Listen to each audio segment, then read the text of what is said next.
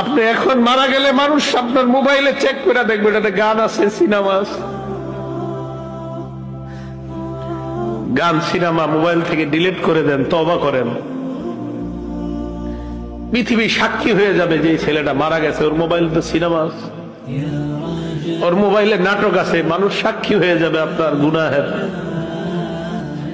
Mobile থেকে আপনি গান ডিলিট করে দেন, নাটক ডিলিট করে দেন।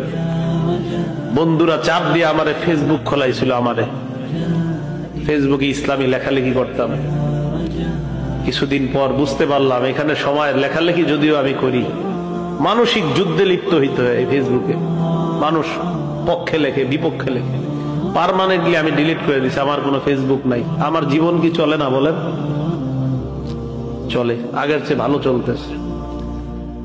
আমি যুবক ভাই যারা আছেন, যাদের মোবাইলে গান আছে, আপনি একবার ভাবেন আপনি মারা যাওয়ার পর আপনার মোবাইল তো আপনার অন্যরা চেক করবে, যারা আপনার খুব ভালো জানে, চেক করে দেখবে ওখানে গান, সিনেমা, নাটক, এমন অশ্লীল কিছু আছে কল্পনাও করতে পারবে না। ছি ছি, ওর মোবাইলে এগুলো, এটা কল্পনাও করতে পারবে না। আবু ওয়াইল মাথাটা নিচের দিকে দিয়ে বলে যে গান অন্তরে মুনাফিকি সৃষ্টি করে, গান নেফাক সৃষ্টি করে।